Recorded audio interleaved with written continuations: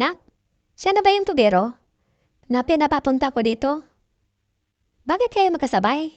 Ma, si Susi mo po. Dinala ko siya dito para makilala mo. Ano? Diyos ko naman anak. Ang ganda-ganda mo. Tapos yan pa ang pinili mo? Ma, ano ka ba? Huwag kang mag-iskandalo dyan. Siya yung sinasabi ko sa'yo na boyfriend ko.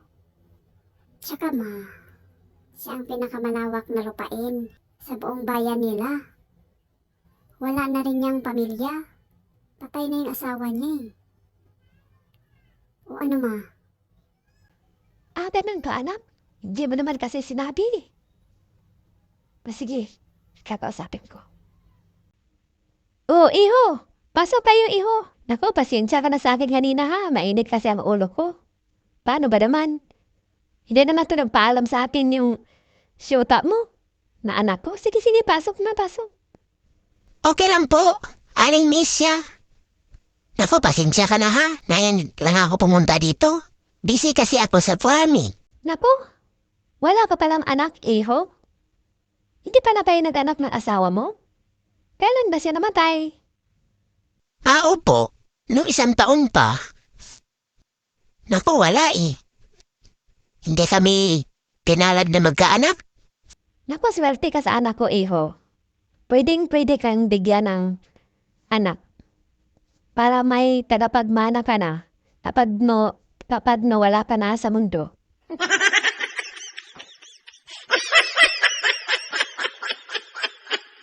Hi, sir! Free days po, sir! Para sa product namin. Taba, miss? Fetis yan?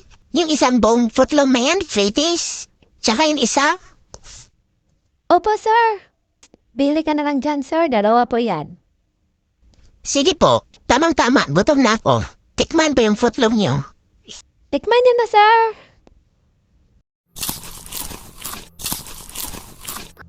Pwah! Bakit lasang panis na yung fetis nyo? Kailan pa ba to? Yes, sir. Kahapon pa po yung free taste namin. Sira na pala. Ganyan po kasi, sir, ang mangyari. Kapag wala pa yung ref sa bahay, napapanis po yung pagkain nyo. Kaya ang gawin nyo, bili na po pa ng ref, sir. Nakasell po yan. Pwede installment. Bili na, sir.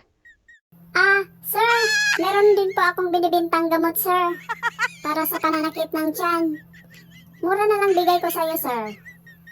200 po isang bote. 30 pieces na po. Bili na kayo, sir, para hindi kayo magtatai.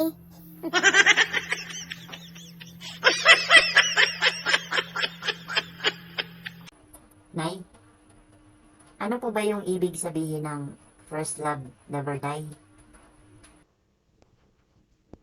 First love never die, Doy. Tulad ng tatay mo. Siya yung una kong minahal.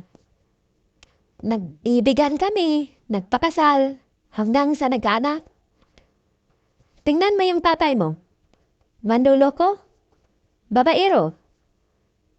Ayun, nasa ibang kandungan na ng babae. Hanggang ngayon, buhay pa rin ang animal.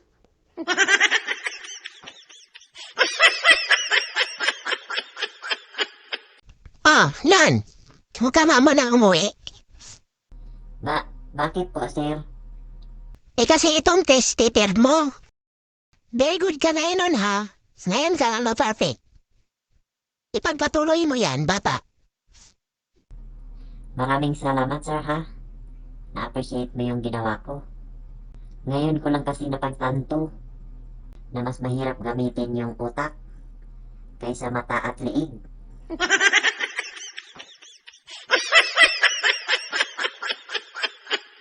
Hi, Marie.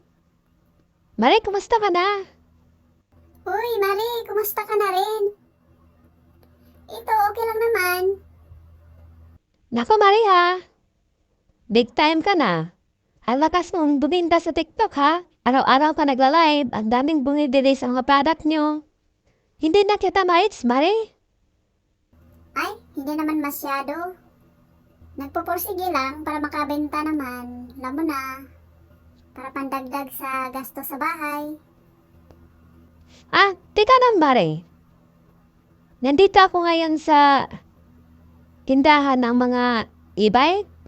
Kasi alam mo na yung inaanak mo, nahihirapan ng maglakad papunta sa school. Kaya ito, kukuha sana ako ng e-bike. Kaya lang, ang problema, kulang yung budget ko, Mare. Pwede pahiram naman ako ng 10K. Total, big time ka na ngayon eh. Naku po, Mari, pasensya na. Hindi talaga kita mapagbigyan.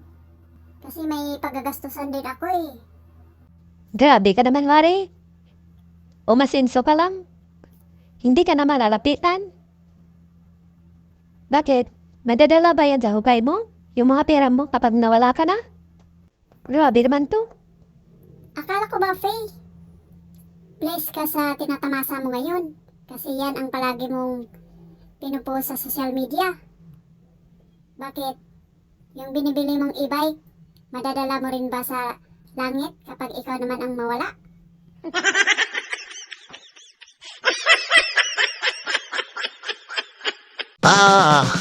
Dumating ka sa dulo. Kung hindi ka pa natawa, ilid ka!